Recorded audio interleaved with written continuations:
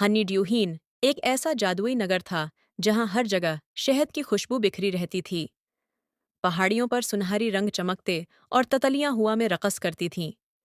यहाँ छोटी मेहनती परियां रहती थीं जो हर रोज फितरत को जिंदा रखने का काम करती थीं। उन्हीं में एक हुसीन, नाजिक और ख्वाबों में खोई रहने वाली परी इलारा रहती थी।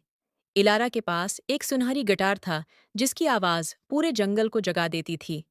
लेकिन वो गिटार बजाने में इतनी खो जाती कि वक्त की अहमियत भूल जाती। जब बाकी परियां फूलों में रंग भरतें, रोशनी जगातें और मेहनत करतें, इलारा नर्म बादलों पर लेटकर गाने गाती रहती थी। हनीड्यू हेवन में वक्त बहुत कीमती समझा जाता था क्योंकि यही जिंदगी की रवानी थी। लेकिन इलारा की जिंदगी में वक्त जैसे थमसा गया था। अक्सर बुजुर्ग परियां उसे समझाते कि वक्त ज़ाये करना अपने तोहफों को खोना है। लेकिन इलारा मुस्कुराकर कहती, कल कर लूंगी, अभी तो मौसीकी खूबसूरत लग रही है। कल कल करते करते उसकी जिंदगी में कई आज ज़ाये हो चुके थे, मगर वो फिर भी अपनी गोल्डन गिटार की आवाज़ में ही चमक ढूंढती रही। एक दिन हनीड्यू हेवन में एक खास दिन आने वाला था, सुनहरी रोशनी का त्यौहार, जिसमें हर परी को अपनी ताकत दिखानी होती है। सारी परियां त्यौहार की तैयारियों में लग गईं। कोई फूलों को जगा रही थी, तो कोई बारिश के कतरों को सजा रही थी। इलारा ने भी वादा किया कि वो अपनी मौसीकी से रोशनी की लहरें बनाएगी, लेकिन तैयारी करने की बजाय वो गिटार की धुनों में फिर खो गई। उसके दोस्त उसे याद दिलाते रहे कि वक्त खत्म हो रहा है, मगर वो हर बार कहती, एक और धन, बस एक और। आखिर त्यौहार की रात आ गई। चांद पूरे जौबन पर था, सारी परियां दमक रही थीं, मगर इलारा बेतैयारी, खाली हाथ और शर्मंदा खड़ी थी। जब उसका नाम पुकारा गया, वो आगे तो बढ़ी, मगर उसकी मौसीकी मध्यम, कमजोर और बेजान थी। पूरे जंगल में खामोशी छा गई। ये वो खूबसूरती नहीं थी जिसकी सब इलारा से उम्मीद रखते थे। एक लम्हे को उसने खुद को बेकार महसूस किया, और पहली बार उसे एहसास हुआ कि उसकी सुस्ती ने सब बर्बाद कर दिया है। जब दूसरी पुरियां अपनी रोशनी से आसमान जगा रही थीं, इलारा सिर्फ देखती रही, दिल में एक खालीपन लिए। रात के आखिर में जंगल की रोशनी कम होने लगी, क्योंकि इलारा की मौसीकी की कमी ने त्यौहार को अधूरा बना दिया था। बुजुर्ग परी ने नर्म लहजे में कहा, वक्त इंतजार नहीं करता, इलारा। जो लम्हा हाथ से निकल जाए वो वापस नहीं आता। ये जमला इलारा के दिल में तीर की तरह लगा। उसकी आंखों में आंसू आ गए। वो रोती हुई हनीड्यू लेक के पास गई और अपना अक्स देखा। पहली बार उसे लगा कि उसने खुद को ही पीछे छोड़ दिया है। ठंडी रात के हुआ के झोंकों में उसे अपनी गलतियां साफ सुनाई दे रही थीं। काश मैंने वक्त को संभाल लिया होता।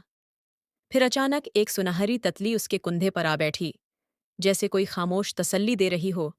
इलारा ने आंखें बंद कीं और फैसला किया कि वो बदल जाएगी। वो अब वही ख्वाबों में गुम परी नहीं रहेगी। अगली सुबह वो सबसे पहले जंगल में जाकर मेहनत करने लगी। वो फूलों से बात करती, रोशनी बनाती और ततलियों की रहनुमाई करती। शुरू शुरू में उसके हाथ कांपते थे क्योंकि वो आदी नहीं थी, लेकिन उसने हिम्मत नहीं हारी। हर दिन वो थोड़ा बेहतर होने लगी, और परियां हैरान थीं कि इलारा इतनी बदल कैसे गई। उसके अंदर नई रोशनी जन्म ले रही थी, जो पहले कभी नहीं था।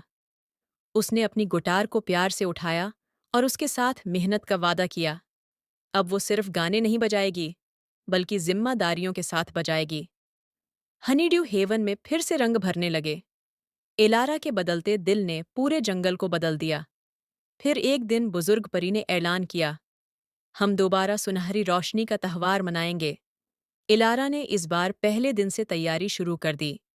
सुबह से रात तक मेहनत, मश्क और सीखने में लगी रही। उसने मौसीकी को कुदरत के साथ मिलाने का फन सीखा और रोशनी की लहरों को गिटार की धुन में बुना। आखिर त्यौहार की रात आ गई और हर परी तजस्सुस में थी कि इस बार इलारा क्या करेगी।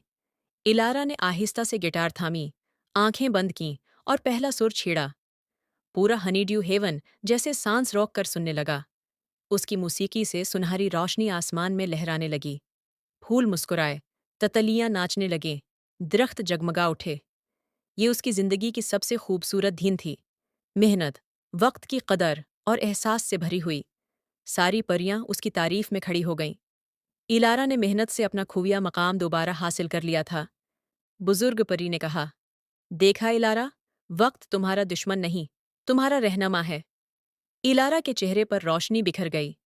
इस रात वो चांद की तरफ देखकर मुस्कुराई। मैंने सीख लिया है, अब कभी वक्त ज़ाया नहीं करूंगी। और तब से हनीड्यू हेवन हमेशा मजीद रोशन रहा, क्योंकि एक परी ने वक्त को समझकर अपनी दुनिया जगमगा दी थी।